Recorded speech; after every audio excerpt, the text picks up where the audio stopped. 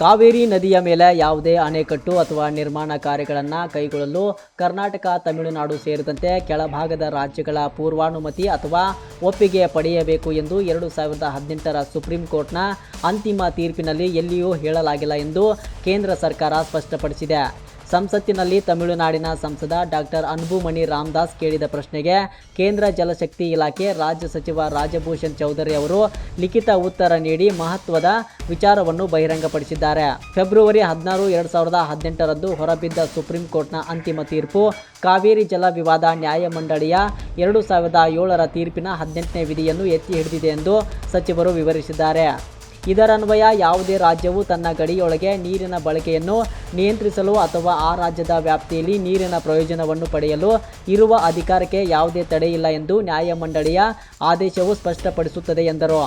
ಕೇಂದ್ರ ಸರ್ಕಾರದ ಈ ಸ್ಪಷ್ಟನೆ ತಮಿಳುನಾಡಿನ ಹಿತಾಸಕ್ತಿಗೆ ತೀವ್ರ ಧಕ್ಕೆ ತರಲಿದೆ ಎಂದು ಕಾಂಗ್ರೆಸ್ ಸಂಸದ ಮಾಣಿಕಂ ಠಾಗೂರ್ ತೀವ್ರ ವಿರೋಧ ವ್ಯಕ್ತಪಡಿಸಿದ್ದಾರೆ. ಕೇಂದ್ರದ ಈ ನಿಲುವು ತಮಿಳುನಾಡಿನ ರೈತರ ಹಕ್ಕುಗಳ ಮೇಲೆ ದುಷ್ಪರಿಣಾಮ ಬೀರಲಿದೆ ಎಂದು ಅವರು ಆತಂಕ ವ್ಯಕ್ತಪಡಿಸಿದ್ದಾರೆ. ಕಾವೇರಿ ಜಲಾನಯನ ಪ್ರದೇಶದ ಯೋಜನೆಗಳ ವಿಚಾರವಾಗಿ ಕೇಂದ್ರ ಸರ್ಕಾರದ ಈ ಹೇಳಿಕೆಯು ರಾಜಕೀಯ ವಲಯದಲ್ಲಿ ಹೊಸ ಚರ್ಚೆಗೆ ಗ್ರಾಸವಾಗಿದೆ.